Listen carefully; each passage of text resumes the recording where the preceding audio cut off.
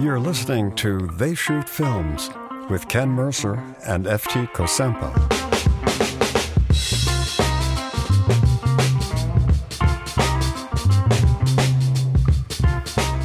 Hey there, everybody, and welcome back to another episode of They Shoot Films. My name is Ken Mercer, and I'm joined here, as always, with your friend and mine, the great F.T. Kosempa. How are you doing, Brohim? I'm doing well, Ken. How are you doing? I'm shitty, to be honest. Why? I live in a rural area, which can be have a lot of advantages, but one of the disadvantages of at this time of year for those city or urban listeners out there is this time of year, the farmers will fertilize their fields, and the fertilizer smells very shitty. And the studio I'm in, I require air, and so there's a fresh air intake into my studio, but the fresh air is redolent with the smell of manure, and it's my eyes are watering. Redolent. Yes. Did Nice. I pronounce that wrong? I don't know. Redolent. It's interesting. Yeah. You say tomato, I say shitty. You know. Well, my problem is manure. My problem is since I did not have a proper formal education, my learning is from book learning, much from our great President Abraham Lincoln. I would, as a child, I would not go to school, but I would put on my stovepipe hat and read books. Yes. As a consequence, I know words from reading them, but a lot of them I don't know how to pronounce. So if I pronounced redolent incorrectly, please give us your comments on the show or how to pronounce words. Just go to theyshootfilms.com. There's a contact form, and there's also a microphone icon, much like the microphones we're actually speaking into now. But you can use them to speak to us and leave a voicemail. It's a lot of fun, and I want to say we appreciate everybody. All the comments we do. Look at all, we read all of them, we listen to all of them, we take your comments seriously, and we appreciate them. Me too. I appreciate them very much, Ken. More than you, maybe. I don't know. That's a very good introduction to our film there, FT, which is about people who kind of put on masks and say things that are not really true, that it's not. And so, FT, I think you were not being honest when you say, I like reading the comments, and I pass them on to FT. You call me a liar? You call me a dissembler? An imposter? And our film, this episode, what is the title of the film, FT? A History of Violence. A History of Violence, directed by David Cronenberg, 2005. And why are we doing this film for this episode, FT? I forgot. Wait, I remembered. Is there not going to be a David Cronenberg re-release of this, or a Criterion Channel Brohim? You speak in forked tongue, and I will try to reassemble it. Yes, the Criterion Collection just issued a History of Violence as a Blu-ray. 4K and a Blu-ray release, and when they come out with these films, we like to talk about them. FT is actually active over in the Criterion Collection community over on Reddit, and you probably may have already interacted with him. Hopefully, you haven't contracted any diseases while doing so. What's your handle over there? What's your handle over there on Reddit, FT? I think it's They Shoot Films _FK or FT. One of the two, I forget. Okay, and so you'll see him over there. I'm sure that because the release already came out, I think Tuesday, and so it should already. Have you been over in that thread already, FT, poking around? I have not yet. That was my plan tomorrow. You can interact with FT over there. You can interact with them on theyshootfilms.com, and we have a lot to get into here. Do you want to begin with some origins on this film, as we always do, FT? I sure do. There's so much information out there about this film. This film has been catnip to film critics and theorists. A Google search will lead you to a plethora of information. But want to give a special shout out to Bart Beatty for his book titled David Cronenberg's A History of Violence, which is specifically about this film. So David Cronenberg, was born a poor. David Cronenberg had directed 18 films already by the time he directed A History of Violence. And wow, yeah, huh. He much like David Lynch, is one of the rare directors. Well, I was going to say one of the rare directors alive, but with David Lynch passing away earlier this year, Cronenberg may be the only director alive, living director that has, a genre of his own. His works are referred to, or other films are called Cronenbergian, much like films were called Lynchian. And I can't think of another living director that we really say that about. Can you, FT? Scorsesean? Yeah, I've never heard that term before. Me neither. Yeah. And interesting when you read some of the interviews and stuff about the making of this film and his other films, David Cronenberg will, as he's working on films, writers will say, "Oh, I want to make this more Cronenbergian." Well, in the case of this film, the writer Josh Olson was writing the sex scenes, which we'll be talking about, and said, "Hey, I want to make them Cronenbergian." And David Cronenberg would say, "No, I don't think they should be Cronenbergian." So interesting. Is there a reason why he said that? Said what? What he said. Yeah, because he didn't want to repeat himself. He didn't want to be a cliche. Wait, okay. Anyhow, you seem a lot. You've missed. It's confusing to me that he would be Cronenbergian without repeating himself. I mean, anyhow, yeah. So Cronenberg started out as an artist trying to make art films with a capital A. His first film was called Stereo. Have you reviewed that, FT? I was going to, but I chose against it. Yeah, so that film was debuted at the Museum of Modern Art in New York.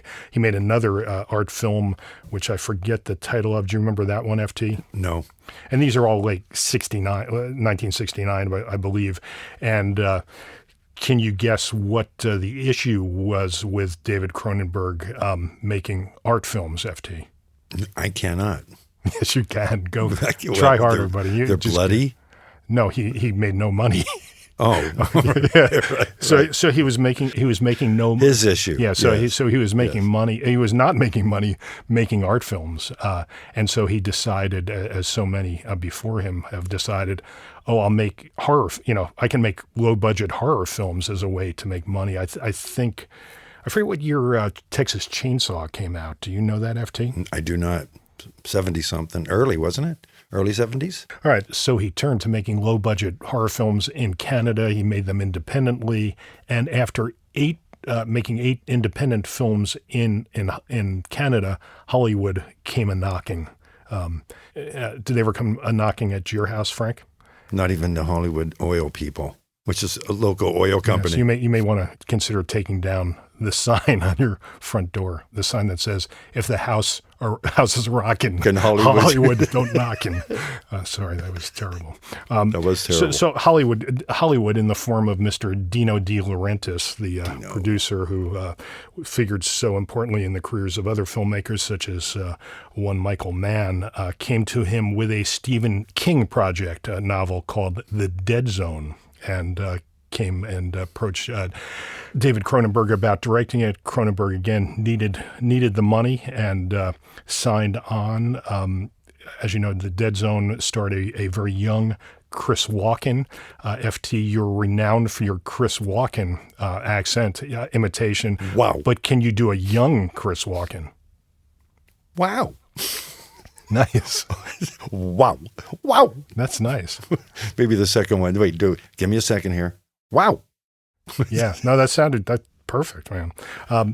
And so he directed The Dead Zone. The Dead Zone was a hit, and at that point, Hollywood came to him with a plethora of redolent offers. Plethora. Yeah, of offers. So can you name any of the films that he was offered in the wake of The Dead Zone, FT? No, not without looking at a list, and I don't have a list available. Okay. Existence was way later, right? So that was... Well, no, and that was, again, an independent film. So after The Dead Zone, he was offered Flashdance. Oh, right. I heard about this. Which he turned down. Top Gun, which he turned down. Witness, which he turned down, which it's interesting because I don't know if he was ready, but I think there's some good similarities between Witness and this film. Oh, yeah. And so it would have been interesting to see him do Witness, although Peter Weir did a fine job on Witness. And Beverly Hills Cop, which, again, he was not really suited to and turned down. But then came along another project. This one was produced by Mr. Mel Brooks, who also featured in another director's career quite prominently. Can you name that other director, FT? No, but I can name the film. No, who's the other director? First questions first. Well, the other director is... Albert Brooks. No, David Lynch, who we discussed in episode 1, our very first episode of They Shoot Films, which is why FT could not remember it at this point. No, I don't remember this kind of stuff. It's irrelevant. But if you haven't heard our first episode, it would probably be entertaining for you guys to hear what Frank, FT, and I sounded like as young men. As kids. Yeah, and that's episode 1. Memorize it. I often, when I have like 50 spare hours on to kill, I will listen from episode 1 all the way through to the most current episode, and you folks might want to do it as well. So Mel Brooks had rights wanted to remake The Fly, the pulp sci-fi picture, came to Cronenberg. Cronenberg took it on, starred Jeff Goldblum, mega smash. And then David Cronenberg does what so many people do once they've achieved success that really will allow them to do anything they want to do. What did he do, FD? I don't know. He basically burned up all his currency by making a series of personal films that flopped. Really? Oh, yeah. One after the other after The Fly. And again, he was such a hot commodity after The Fly, could have done anything, and he chose to make personal films in Canada, all of which flopped. Like what? You're the one who's been doing the David Cronenberg thing, but I'll tell you what. Why don't you try to? Can you remember any, FT? Can you name some of the films? Naked Lunch. Yes. M. Butterfly. Yes. Crash. Yes. Existence. Yes, all of which flopped at the box office. And again, all of those working independently outside the studio system. At which point, I think after some of the ones you mentioned, he started producing his own films, and he also started making the decision, because he couldn't get his films made, to defer his salary, and they never made money. So, in other words, he was not making any money, and was apparently in a precarious financial situation. His loonies were running low.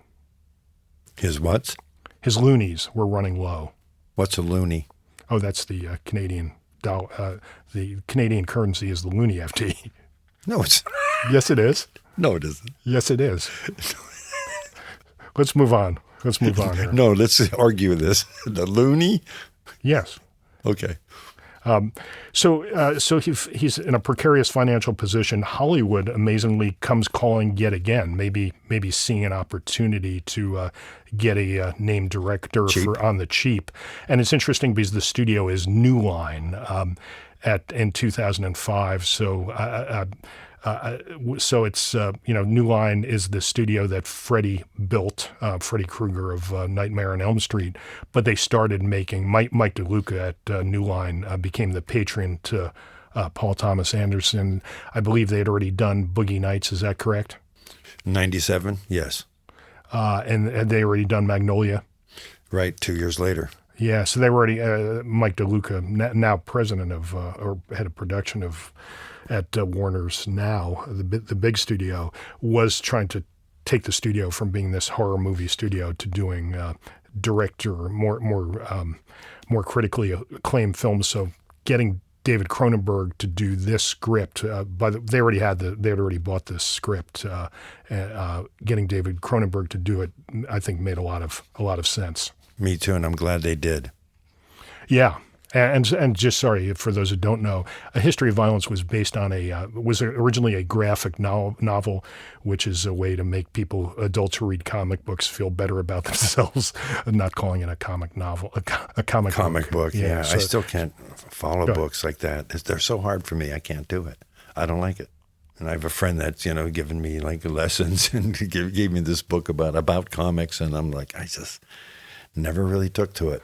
Yeah, no, I don't peruse them myself. But again, there was this graphic novel called A History of Violence. Josh Olson, the screenwriter, had already written a script for it, and the script was offered to David Cronenberg, who said yes and signed on. Yet when the film debuted at Cannes, an interviewer asked him what he saw in the material, why he had chosen to do A History of Violence, and his answer was, "I needed the money." Really? Yeah. Wow. Yeah. Huh.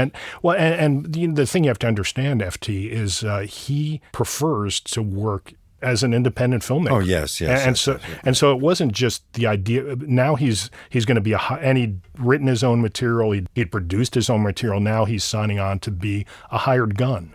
And so I think that was part of his attitude. But I think that's what makes this film. And might I add, if we look back at classic film noir, let's say, we had these great European directors who had immigrated to America who were taking on this pulp work for hire, but because they infused it with so much more meaning and elevated it to art. And I think that's what happened here again, and what can happen if an artist, a filmmaker, is developing something from somebody once said, to be creative, you need limitations. So putting David Cronenberg in this box of here's the script, here's the project, then he can become creative on that, I think really pays off, rather than getting lost in some of the other stuff. Like FD, I know you said you did not really enjoy rewatching Crash, correct? It's a hard film, but I think it's Cronenbergian. Right. That's for sure. It's a difficult film to watch, yes. Yeah. And that's probably a bad example because, again, that was another adaptation. But do you get my point about, I do. A creative person saying, here, you got to stay in this box, here's the material, rather than develop something, take as much time as you want, blah, blah, blah. Right, like Dead Ringers and the other famous ones, yes. Yeah, well, and again, Dead Ringers, as you know, I don't know if you know, Dead Ringers was actually based on a true story. It was based on like a New Yorker article. Yeah. Can I ask you a question, FT, or maybe? Are you enervated? Enervated? No, I'm not enervated. What's the other word? I'm stimulated. Good. So, History of Violence, directed by David Cronenberg, 2005. Do you view it as a simple action film, or is it something more? It's something more. Interesting. That's an easy answer. What is it? What makes it something more? I mean, it's an easy answer, but I bet you because again, this film was very successful at the box office. A lot of people could just go see this as a crime thriller and walk out of the theater and then go out for ice cream or dinner or whatever they do, and that's it, and be very, very satisfied. Yes. But again, I think taking somebody like David Cronenberg and saying, hey, direct this graphic novel turned into a script, it is definitely much more, and I'd like to talk about it. Absolutely. Yes. In the reviews, some interesting critical takes on this issue that it operates on two levels. The first one I have here is from Jay Hoberman. Are you a Jay Hoberman fan? Village Voice. Yeah, Village Voice, your hometown paper. Jay Hoberman wrote that the film impersonated an action flick in its staccato mayhem while questioning these violent attractions every step of the way. Well, welcome to Stalls. Would you gentlemen like some coffee? You're the hero. I don't know, sir. It's just... You're the big hero. Sure took care of those two bad men. Really don't like talking about it, sir. We're trying to get back to normal here. So can I offer you gentlemen some coffee? Sure. Give me some coffee. Make it black. Yes, sir. Joey. And your friends? They don't drink coffee. He doesn't agree with them. Joey. It's Joey. You are. My name's Tom, sir. Of course it is.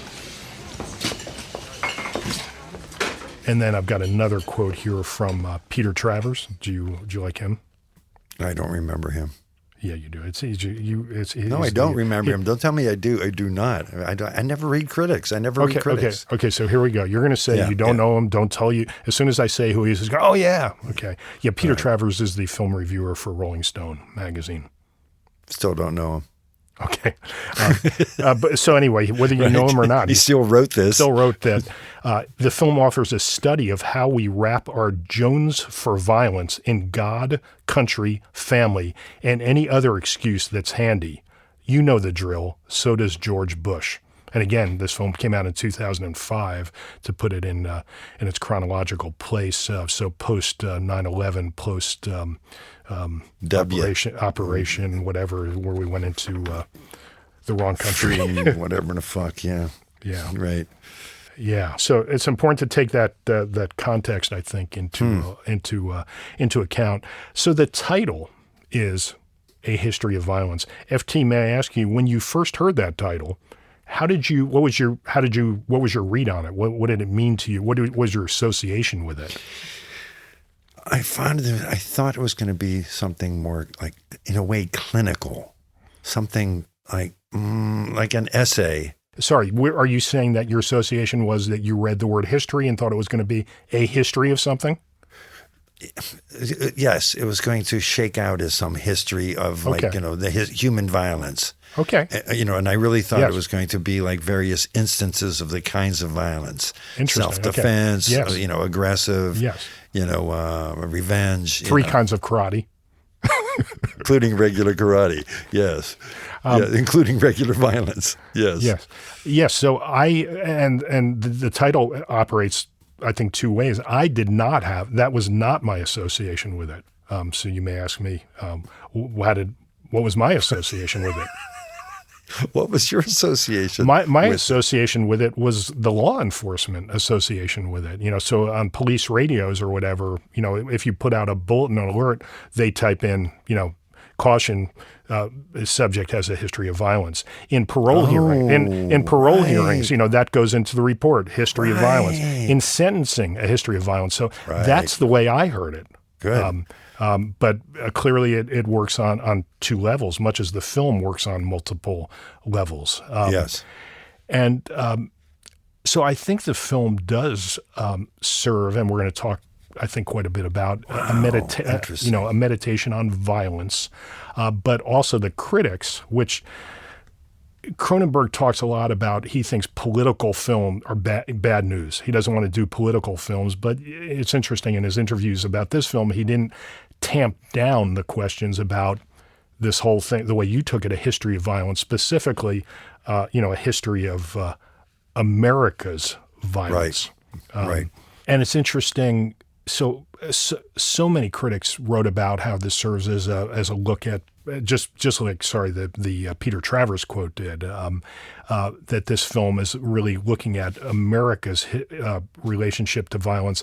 And it's interesting, and I hadn't really thought about it till I listened to some of the Cronenberg interviews, that he has a foreigner's perspective on America. It's weird. When I think of Canadians, I think of them very similar to us, just our brothers to the and sisters to the north.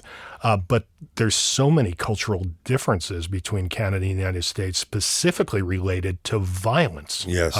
There are no guns in Canada, very different from America. And, you mean the stricter gun laws? Well, there's very strict gun laws. Yeah, I don't think so strict I don't think anybody can have a handgun other than a police officer. Right, you mean handguns. Can have a handgun, yeah. But there's hunting weapons, yes. Yes, right. Right. But those are used for hunting, not for killing humans, right? Not for hunting humans. Yes. I mean, we should pause. You rolled the two together like they were nothing, but think about it. Yes, long arms are used for hunting. Handguns, there's only one use for them, which is killing humans. You don't kill animals with handguns. Snakes. But anyhow, I get your point. Yeah, handguns. Yes. Yeah, and so, but the other thing that Cronenberg talked about, which I'd never really thought about, was the way Americans think about it. It kind of blew my mind when he talked about it. He said, this idea that someone would take the law into their own hands. Vigilantism, yeah. Not even vigilante. Well, again, yes. in America, subtle vigilantism. Okay, yes. well, very subtle. Again, in America, we have something basically in every state, including California, by the way, a castle doctrine, which basically says if someone comes into your house, you're free to shoot them. In other states, there's stand your ground laws, which doesn't matter if they're in your house or not. If they're threatening you, you can shoot them down.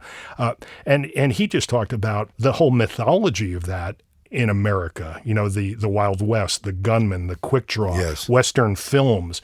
Yes. It's this whole mythology of America that he just said is so far. It has no part in Canadian culture, and that was a real eye-opener for me, and it's interesting. So he's coming to this material, as the French would say, although, would they say that? Would they say and material? I think they say material. Okay. It's not coal or bauxite. I was trying to sound I was trying to class up. Fancy. I was trying to class up the podcast. One thing, just going to be throw one thing in there. It's please. Interesting because I share his perspective when I noticed that, violent movies are called action. Now, the word action is so general, yes. but it's taken to mean by most people as a lot of shooting going Good on, point. very violent. Yeah. But many things are action. There's love is an action. There's, car racing is an action. Yes. But yeah, right. that's where it's been so imbued into even the way we talk about films. Yes. No. Our entertainment and our literature. An excellent point. Yeah. So if this film is a meditation on violence, sorry, I'm sitting that, I'm not laying, would you assent to that? Yeah. Okay. Sure. Let's talk a little bit about the treatment of violence in A History of Violence. Any opening thoughts, FT? Nope. Okay. Well, you'll jump. I'll jump in. You'll jump in as always. The treatment of violence.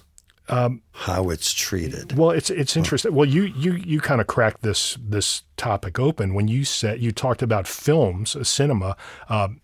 Americans and really audiences around the world like going to see the violence in films, and I guess it really you could probably trace this behavior back certainly to Roman times, where people would fill the Colosseum to see men getting ripped apart by other actual men killings. Yes. actual killings.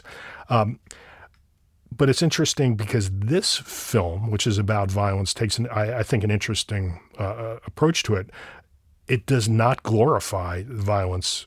There's none of the typical violent stuff, and there's no slow-mo. Right, cinematically, right. Yeah. Right. Slow-mo, right. If you look at the film, the scenes of violence occupy very little screen time. They happen very fast, much as violence happens in real life. Yes. In movies, the violence goes wherever, bullets fly, taking cover. Right. Here it's bang, bang, people dead on the ground.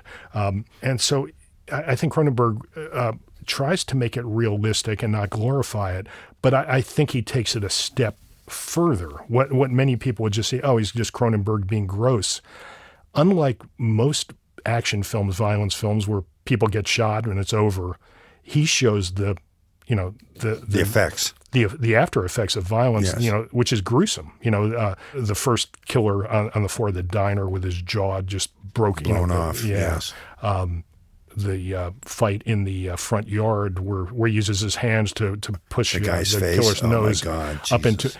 So he shows the effects of violence, which, I think what perpetuates maybe a cycle of violence, if you believe this kind of stuff, is in films we don't see that. It's like, oh, violence, man, yeah, boom, great. It's And I remember there was a film I saw as a when it came out that had a great effect. It was the first time I saw a film that I thought really treated violence, the effects of violence, and kind of drove it home. A film which I don't know if you remember, FT. It was called Amongst Friends. Did you ever see that? I have not. I want to see it again, but it's hard to see and does not have high, I probably remember it more fondly than because it does not have great critical ratings. But it's interesting because it was directed by Rob Weiss. Do you know him, FT? No, I do not. Well, he was one of the co-creator of Entourage, the HBO show, and oh my God, and the Billy Walsh character was directly modeled after on Rob Weiss. But in Amongst Friends, one of the kids that are in this group gets shot by a handgun, and instead of just bang bang, you're dead, they cut to him on the ground. And I remember this.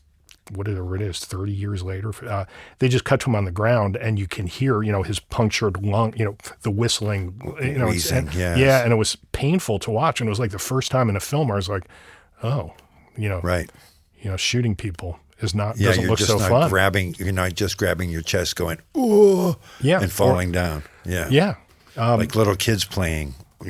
Cowboys, and when I was a kid playing Army, oh my God, you go, oh, but everybody loved doing a death scene. But that's the other, I think, problematic thing about violence in films is, for most of us, fortunately, our only real exposure to violence is in movies, and violence in real life, IRL for the young listeners out there,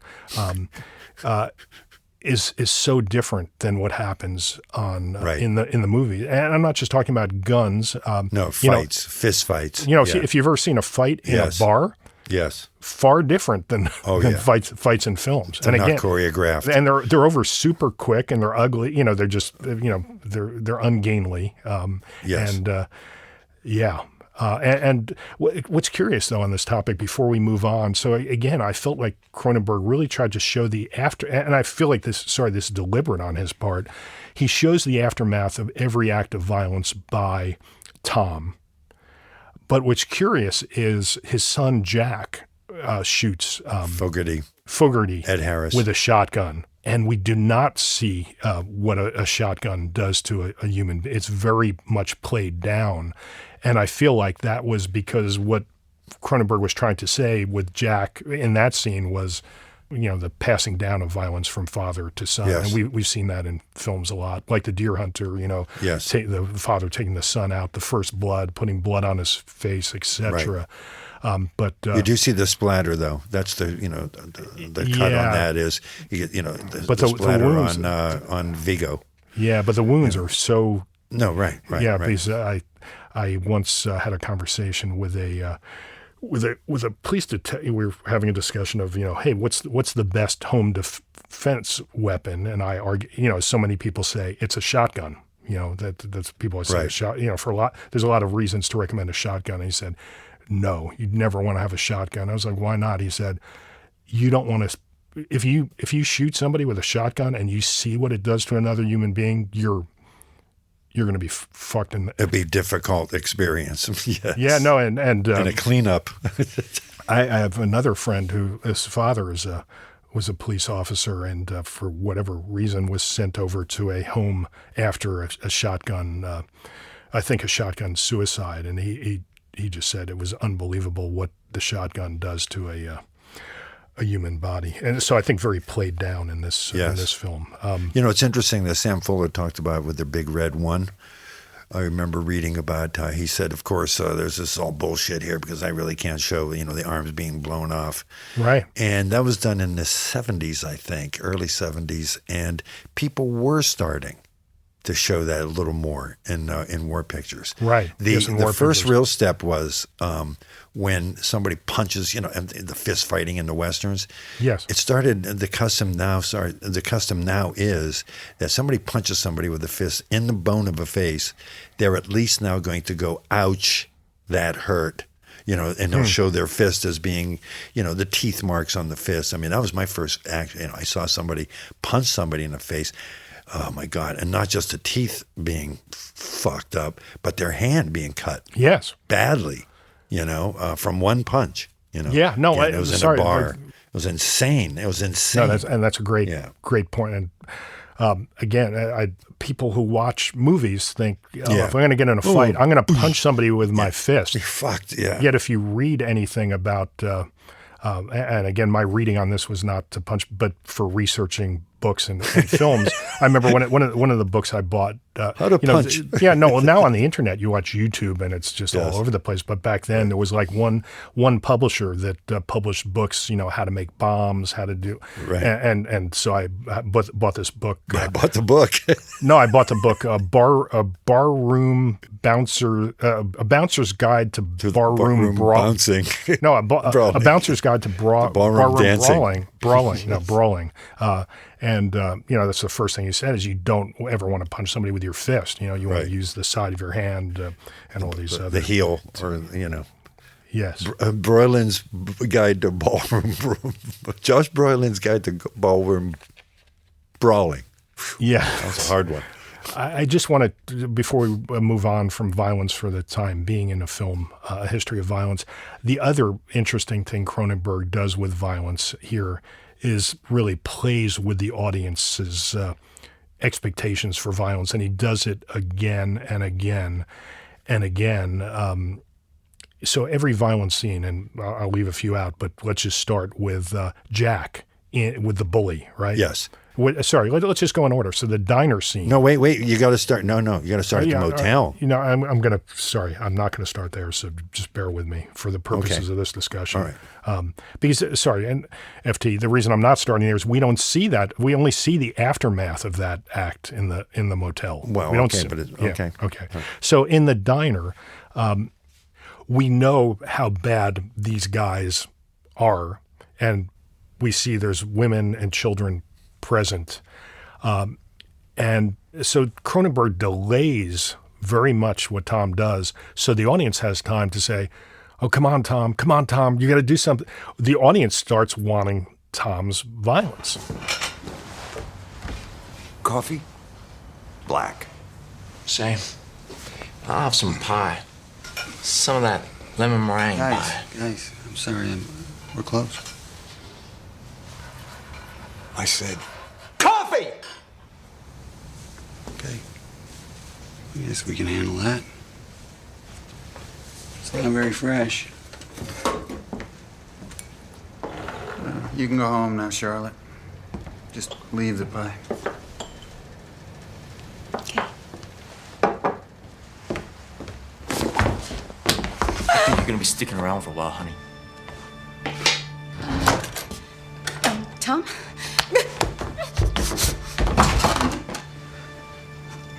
Don't fucking move. Sir, we don't carry much cash here. You gentlemen are certainly welcome to all of it. well, I know that, asshole. Believe me. I do know that. Ah! Shut up, bitch!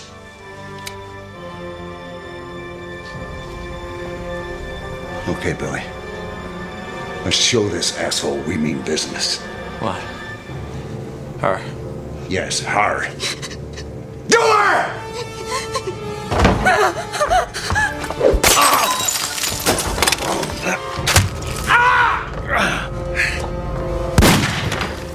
Cronenberg does that again and again. The next scene with violence is Jack, who's been bullied once, does nothing, is now bullied again. And again, the way that scene is set up, the audience is like, come on, Jack, you got to, stop. Again, the audience starts rooting for violence. And of course, the front lawn scene, again, with Jack being held hostage, the audience is put in the position of wanting to see the violence. And then as much as he speeds up the actual violence, he delays and delays the actual violence. And then, of course, pushes our noses in the aftermath of the violence. Even with Jack in the high school, we see his schoolmates' face, and it's ugly. It's Yes. Is your old man some kind of tough guy, huh? What's he think of his wimp son? You think he'd take this shit? You think he'd make jokes? Go on, bitch, say something funny. Bobby, leave him alone. Shut up, skank. Uh-oh. He's getting mad. Jack, let's just get out of here, okay? Jackie's an asshole, you know that. He doesn't mean shit. Let's just go. Let's just get out of here, okay? Yeah, puss. Run away. Goddamn, I bet your dad'd be real shamed by you. Go ahead, bitch. Say something funny. Make me laugh.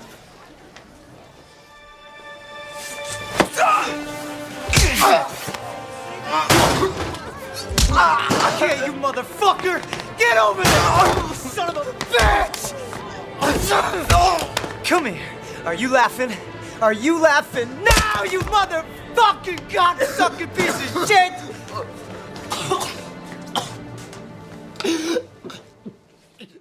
So we keep getting, the bloodlust of the audience, but then Cronenberg sticks our noses in and says, do you really want this? And again, I think that's very much thematic in the point of this film, a history of violence.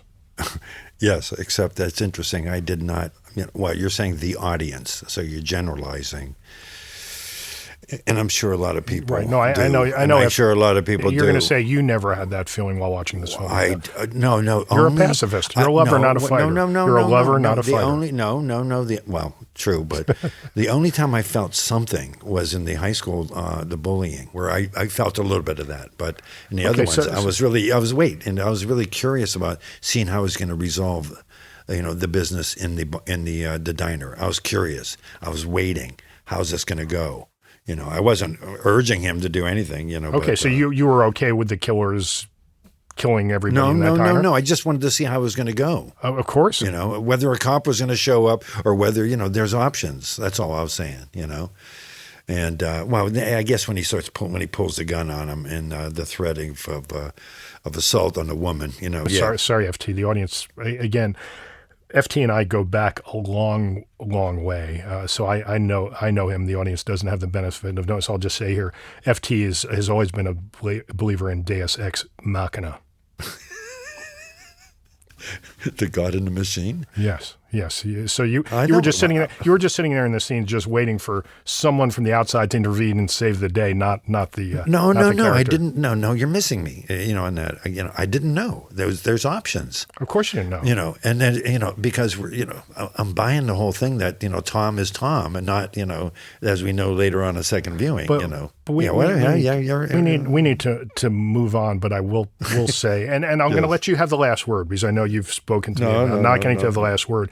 In film, in cinema, in drama, the convention is when the protagonist is in a scene like that, we expect the protagonist to act, not for some outside force to intervene.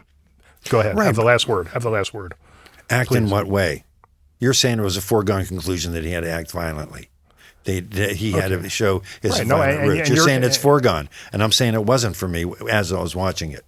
It was leaning that way, but other things could have happened. I didn't say it was forgone. I'm saying the audience is like, come on, Tom, do something. Tom, do something. Okay. That's what I'm saying. And sorry, when I say the audience, I do not include FT. FT is not part of the audience in any way, shape, or form. Not always. Okay. Yes. Anyhow. There's two sex scenes that we should do this chronologically. Yeah, for sure. Let's just generally set up the sex scenes, and then we'll deal with sex scene 1 and then sex scene 2. Anything generally to say about the two sex scenes before we dive in with sex scene 1, FT? Of how they function in the film? Yes. No, I don't know what you mean, but what a general thought here is. What are you thinking? I don't think anything. I was going to read a quote from a from a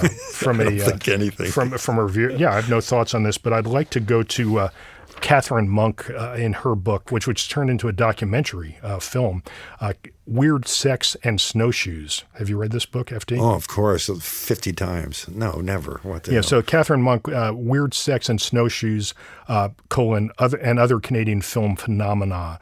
Monk argues that, quote, all sex in Cronenberg movies is transformative and usually in a bad way, which I think is an interesting take.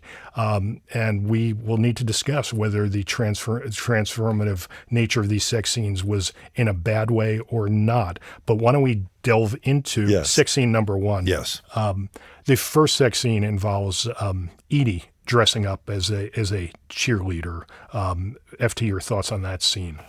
Yes, it is a fantasy scene, and she's impersonating, a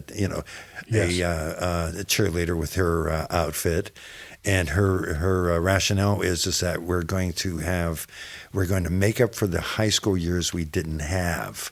Yes. But in general, what happens is when you look at the bookends of the two, or the relationship, she is having sex. It is a sex scene with Tom because, Tom is Tom Stahl, and he's going stuff like, wow. What have you done with my wife? Ready? Okay. Go Wildcats! No wives in here, mister.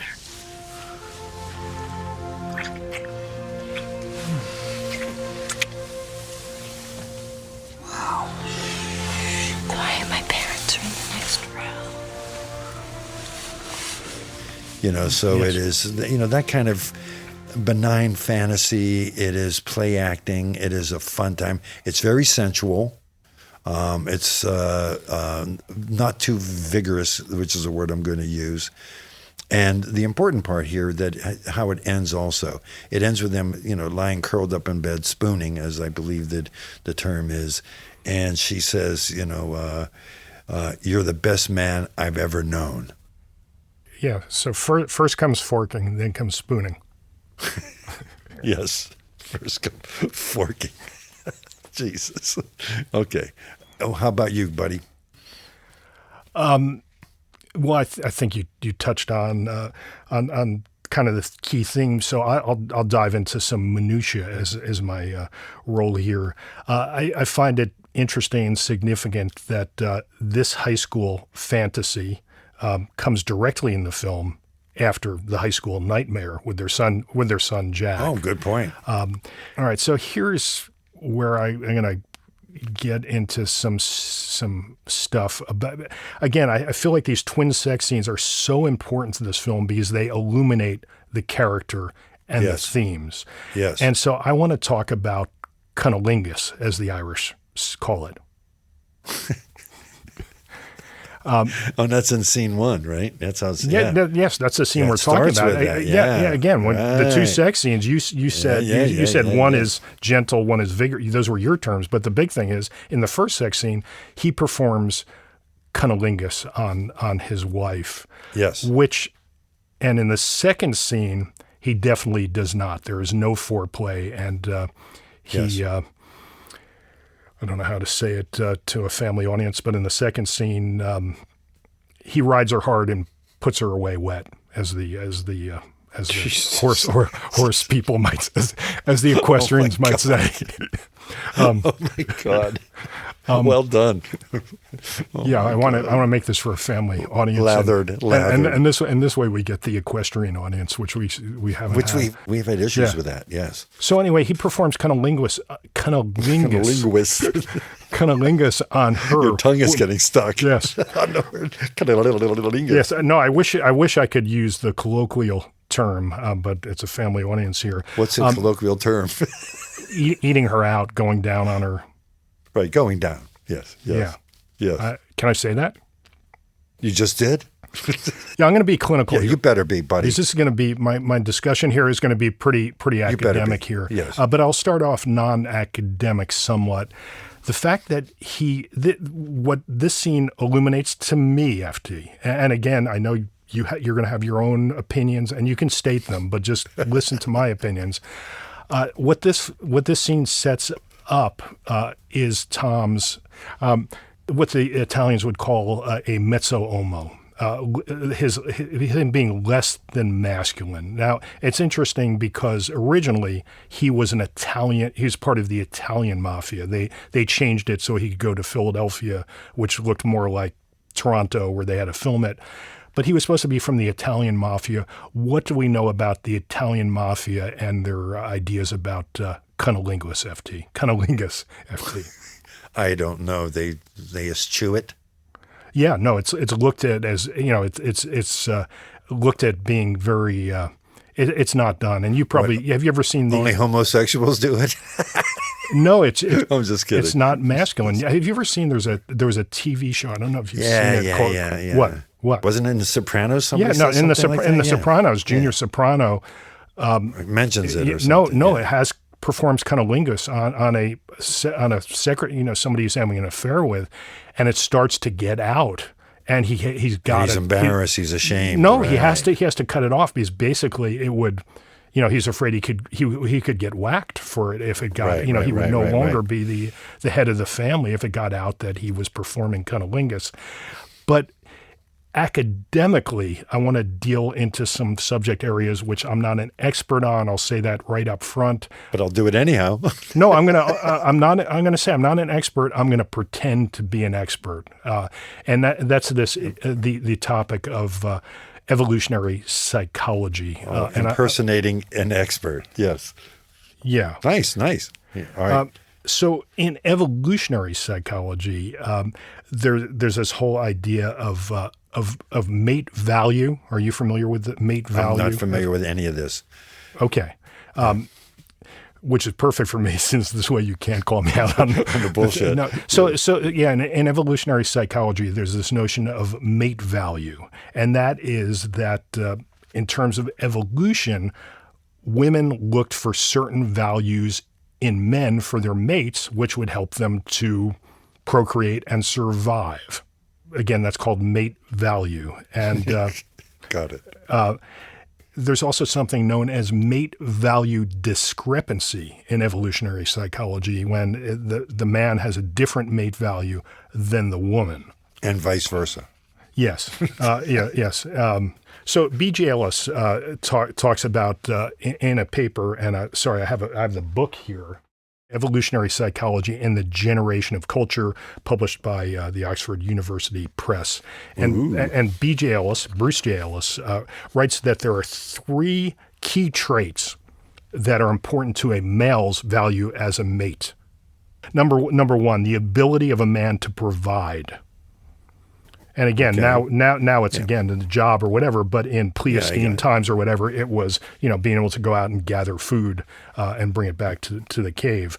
And so there's a make a cave or find a cave. Yeah. Yes. So in terms of mate value discrepancy, Tom is is lower rated than Edie. Edie is a lawyer. She brings home the big money in the family. He runs this little diner. So he's at a disadvantage in terms of his mate value. The second point is the willingness. This is the second attribute for a man's mate value. And I'm going to quote, okay? This is a quote from Bruce J. Ellis. Gotcha. Okay? Quote, the willingness and the ability of a man to protect a woman and her children.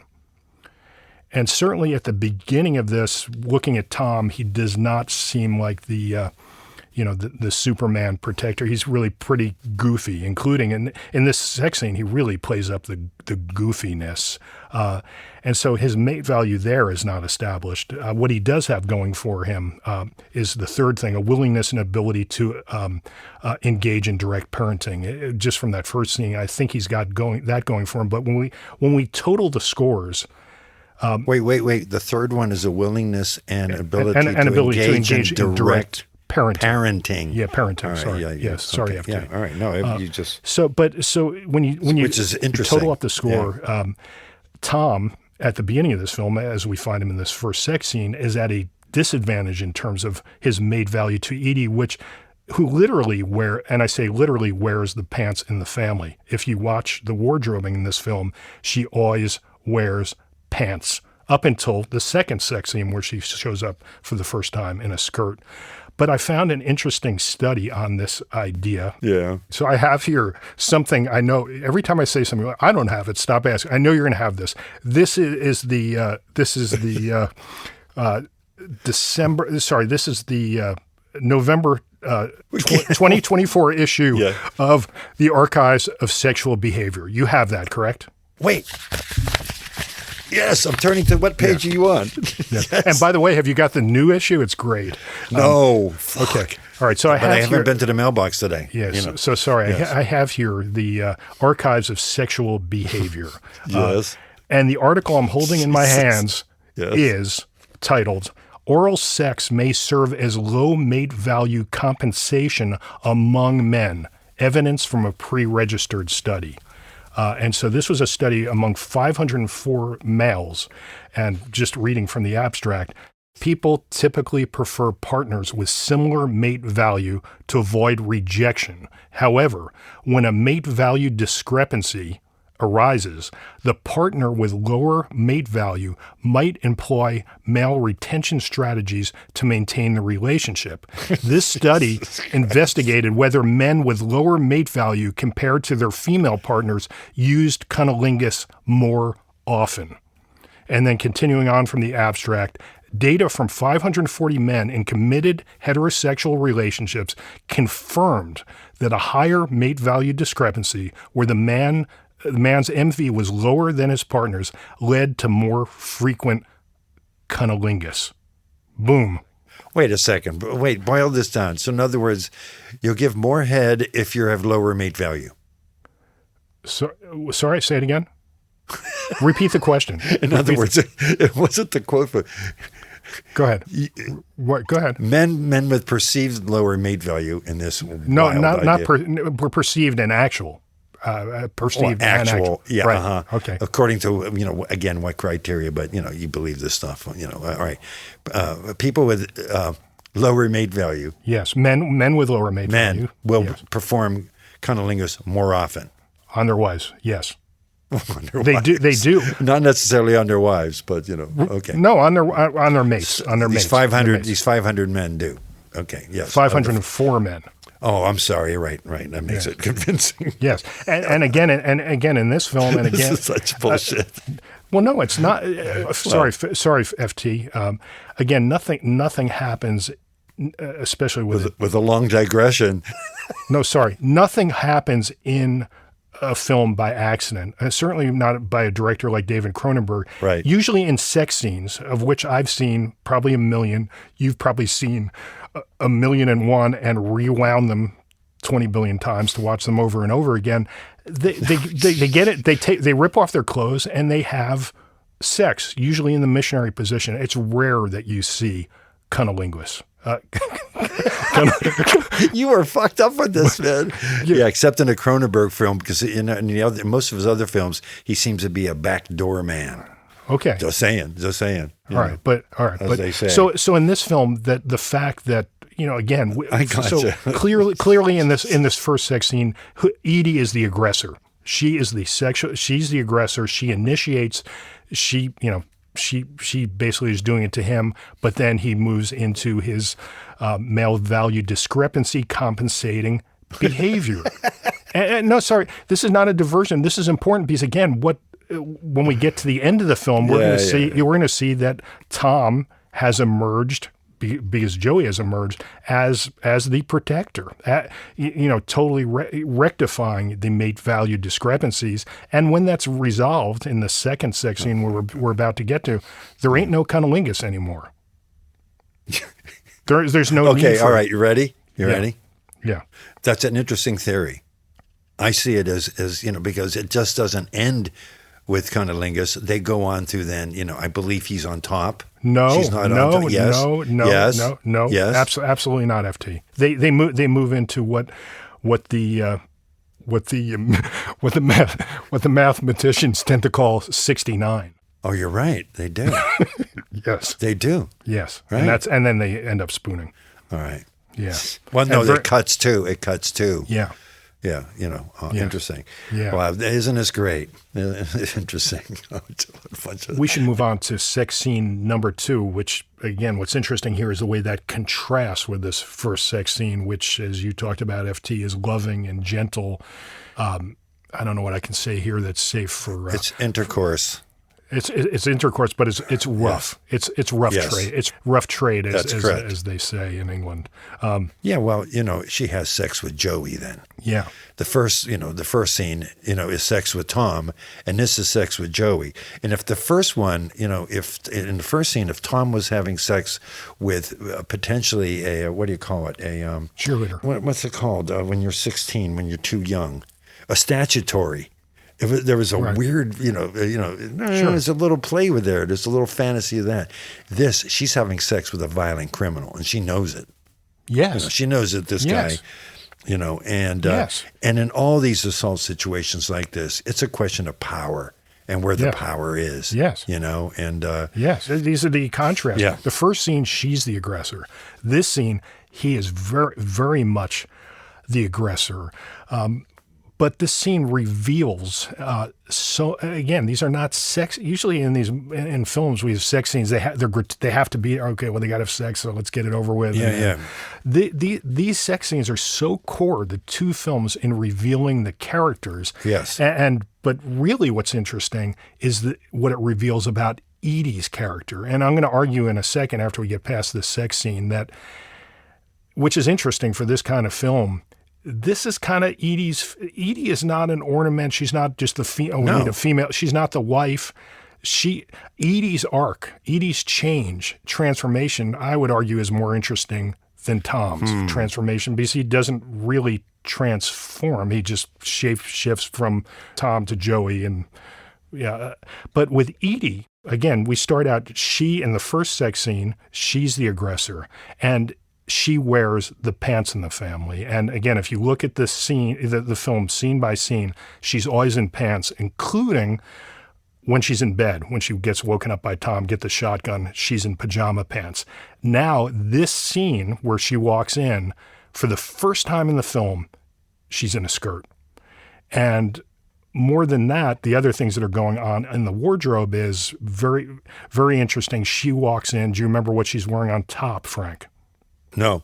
Okay, so she's wearing a white sweater. She's basically, her color is, the first time, she's white. White is purity. She's always in white except for blue, which we can talk about if you want to get more into wardrobe. Now she shows up in her white sweater. Again, she's a lawyer and a wife in the Midwest. She works in a white sweater with a black bra underneath it showing through the white sweater, which is kind of a fashion faux pas, but interesting because the conflict between Edie with, does she want the, good guy, bad guy? Does she want, and also she's wearing this black skirt. So she's white on top, black on the bottom. But now, as you were talking about a second ago, FT, she's fucking Joey, and she's into fucking Joey, into having sex with Joey, the bad guy. And she says, fuck you, Joey. And right. And he does. Indeed, he does fuck her. Interesting, FT. Can you name the line that she speaks later in the film after she says, fuck you, Joey? The other interesting line that she speaks. No. Because she doesn't. That is the last thing Edie says in the film. Fuck you, Joey. And in the whole film. Yeah. Interesting. Yeah. Interesting. By the way, technically, she wears a skirt when she's a cheerleader. Right. Well, that again, yes, correct. Good point. And yes, but again, that's that's in real life. She wears pants in her fantasy. Right. She wears a skirt, and sex. now in this sex scene where she has this kind of uninhibited, although she feels guilty about or is uncomfortable with it afterwards, but she pulls him back. She's into being ravaged by this bad man, this very aggressive male. But what happens afterwards is also interesting because then, they vigorously climax. They're kissing, and all of a sudden they stop. She pushes him away, and that leads to the bookend to the first sex scene. Because. They're up, and it's a cut here. They're upstairs in that same room, and he's sitting on the same bed as before, and it's a shot of then the same bathroom door opens up, and when you were talking about impersonation and mask, this time no cheerleading outfit. She is naked under a robe, right, and she is disgusted with the whole situation. Yes, she had the fantasy, and the fantasy isn't always leaving a great afterglow. And she walks in and slams the door, and he's left there, as I'm going to say one more thing, though. I really found, when he does stop, when he on the stairs, when he does stop the sexual act, and that in some ways Tom triumphs. So, you were saying your interpretation is like he vacillates, that her arc was like, a powerful arc and more interesting to you. To me, I found this to be the apotheosis, or apotheosis, however you say it. Apotheosis. Apotheosis. Yeah, I found it to be, that Tom won, that he did change, that it wasn't Joey, because Joey just would have fucking, raped her. Well, I'm just, you're hearing what I'm saying. Yeah, no, I do hear what you're saying, basically, but I don't see that so much of an arc. What I see in Tom/Joey throughout the film is a guy who is repressing the Joey in him. And again, Freud would have a ball with all this. Yes. Repressing, but when push comes to shove or guns come out, Joey, clearly the first diner sequence, everything Tom/Joey does is pure instinct, right? Would you agree? When he leaps the counter and... Yes. Yeah. He's operating instinctual. Yeah. Yes. Yeah. It's not actually, no, it's yes. Well, it seems instinctual. It's learned, though. Right, it's learned. Right. So I think Joey was Joey, and then he wants to and becomes Tom, puts on this mask. He's repressing Joey, but Joey can jump out when Joey has to, but Joey can also be brought out. After this scene, he decides to answer the call and drive to Philadelphia, which is constantly, letting Joey out again. True. I just have a different interpretation. Instead of a vacillating personality and it being repressed, I do lean towards this being a bit of a personality disorder. In my interpretation. And I know that, I get the feeling that you don't agree with that, but that it's a classic repression, non-repression, then it comes out. To me, it's just so extreme, so much so, as I said before, that, this is like, Viggo Mortensen. Remember how I said before in other podcasts that Kurt Russell's characters are the type of the guy that, hey, he's the guy that looks like Kurt Russell. Right. Here, this is the Viggo Mortensen, he's playing the character that acts like Viggo Mortensen. He's so good at the deception, at the impersonation, all along, but, yes. I just feel that there is a triumph that his killing and rebirth, was successful at the end. Right. Yes. Just before we get to the end, because again, in the end, you seem to want to talk about Tom's arc to the end. Again, I'm fascinated by Edie's arc. No, it's a good one. No, I'm not disagreeing with you. I like her arc. What you're saying, and I think where we left off is she is both attracted and repulsed by him, and Right. we leave her in a state of repulsion as we now turn to the final scene, which is Tom coming home to dinner, the very ending of the film. Yes, amazing scene. Shall we discuss? Yeah, go ahead, discuss it. It's amazing. Well, I've got some questions for you. How do you interpret the ending? Acceptance. Okay, that's absolutely acceptance. We're on the same page. Yeah, of course. I mean, there's no other way. Well, no. If anybody. Sorry, a lot a lot of people do not see it. Well, of course that way. not. Yeah. But, whatever. Well. So it's interesting, FT. Sorry, I cut you off there, but it's interesting what you're saying. I'm with you. I see it as a hopeful ending, right? And acceptance. That's exactly the way I read it. Most people see it as ambiguous, and people say, I don't know what's really going to happen. But you and I are both seeing it as acceptance. The script, the final pages of the script are the words, "There is hope." That's how the script ends. Interesting. And the work of Maria Bello and Viggo Mortensen there's no word spoken. Well, that was my next question. Edie does mouth words. What are those words? I don't remember. Well, they're very. I'm not a lip. It would be interesting if we hired a lip reader. I kept looking at it.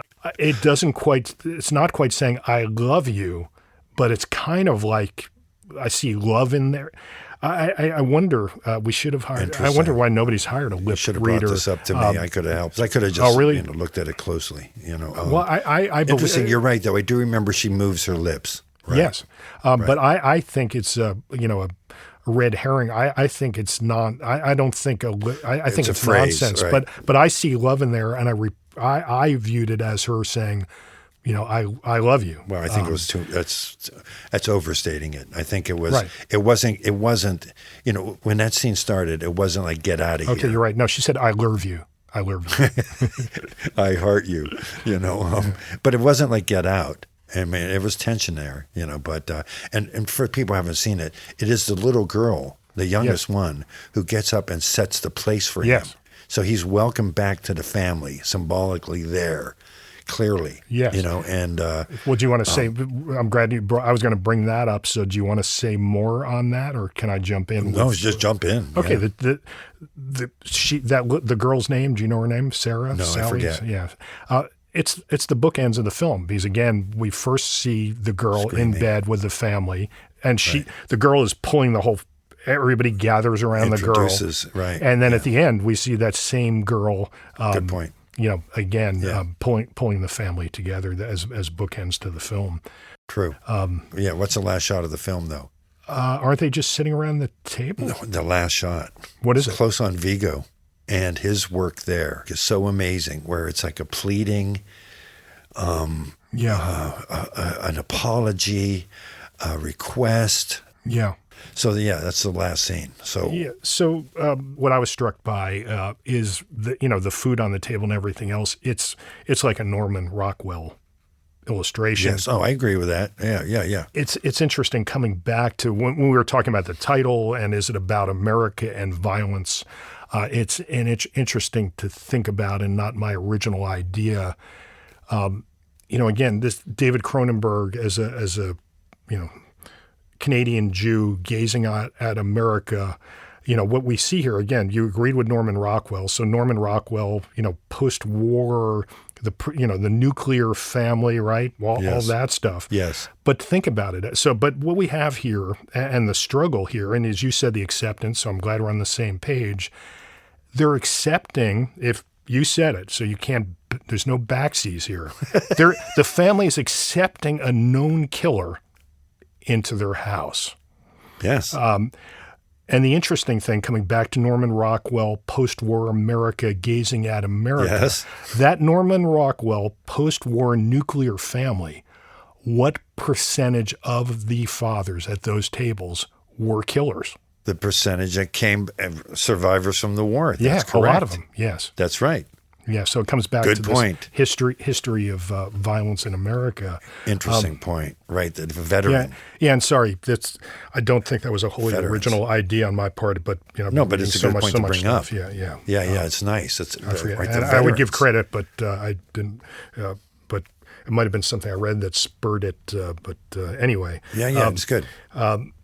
There's really two sets of bookends. There's bookends within bookends because again, remember the first girl. In the motel who's killed. Yes. She's a girl who was not protected and was killed. And again, we've got Tom's girl who is protected. And so I think there's another set of bookends there that really Tom and Edie's girl, yes. Yeah, from the front of the movie all the way to the back. But here's what I'm going to say that you're going to disagree with so Edie, again, so we left Edie's arc off before we got to the ending. Again, we left her as in conflict, repulsed by Tom, the killer, attracted by the killer. You just said she accepted him, and she's, coming back to her evolutionary psychology thing, the mate value discrepancy has been equalized by him being the ultimate protector of the family. Huh. So in other words, you're right, the sexist anthropology wins out because he okay. Well, again, it's just the way it's the way it's set up. I mean, I found it interesting that she goes running up into the with the kid in the upstairs room to watch the whole thing to protect the child, which is fine, But I can also imagine, I've known women that will absolutely go to fisticuffs. Oh, sure. So this is just a whole sexist. As I said, it's sexist anthropology in my book. I mean, okay. Male, hunting, gathering. Like women don't go hunting, never. No, of course they do now, but even back then. I mean, the anthropology is unclear about this. And NFT as someone with low mate value, I can understand why you come from the perspective you do. You mean someone like me with a high mate value, that I have the perspective that I do, that I'm not intimidated by multiplicity of truth instead of reductionism. Sorry. So coming back to cunnilingus. Not coming back to cunnilingus, but coming back to Edie's arc, and we're in rare agreement here. She's accepting him back into the family. Yes. What's interesting is we talked about Edie being in white, being conflicted, and now for the first time, how is Edie dressed at this dinner table? Yeah, I don't know. She's dressed in black. They all are, other than the little girl. It's the family. Why is the little girl not? I think the little girl the little girl is always in pinks and purples, innocence. I'm seeing green here for some reason. Am I right? She in a green sweater anyhow. Yeah, this color stuff. I would really like to go back through all the shows and see if all these colors match up for what they mean, or if it's a film by film basis. Well, no, in terms of if you go through every film, will you see it? No, because it's we started off talking about Cronenberg not wanting to be Cronenbergian. You also have production designers and wardrobe people who don't want to be, doing high school color theory in their wardrobes. But this one is very by the book color theory, which is enjoyable to watch. Other directors like Mike Nichols in The Graduate, when you look at the way he uses wardrobes, again, textbooky. So you'll see people apply these things in different ways. What's the textbook? It is. Hold on, let me get it here. Yeah, it'd be good. Yeah, textbook on color associations with emotional states. Jerome H. Barco, Color Theory for Costume and Projection Designers. And Projection Designers. Directors Guild of America, copyright 1974. That's the one I have. Okay, good. Well, thank you. No, I just made that up. But you can look up color theory and wardrobes for yourself. Okay. Easy to find. I don't care to. I mean, it doesn't. Right. You just rather sit there and no, it doesn't appeal to me. I don't see it. I'm looking at other things. Well, but the reasons it's used is not so you can see it, but it acts on the audience subliminally. And clearly, when this final scene, when you look at it again. Them all sitting there, and it's very dark lighting too in that kitchen, and they're all in black. They've accepted the dark side of America, the necessity of violence, or you could interpret it as love wins. However you want to do it. We should wrap it up. I want to say to you, FT, as far as I'm concerned, love wins. I love you, man. I love you, Brohim. Oh, we should be touching foreheads. And you know what, though, Ken? Yes. It's just business, man. Yes. That's the line there. It's just crazy, Yeah, me too. All right, so where do we find this show and other shows there, Ken? Again, you can find us at theyshootfilms.com. Go there, like us, follow us, hate us, and send us the comments as to why. We're happy to hear your comments, your thoughts, your suggestions. Until next time, that's all. Bye-bye, FT. I love you, Ken. Just to make sure. I love you, man. Only soft feelings. No hard feelings. All right. Later. They Shoot Films is a production of Film Symposium West. Produced by Anne-Marie De Palma. Studio announcer Roy Blumenfeld.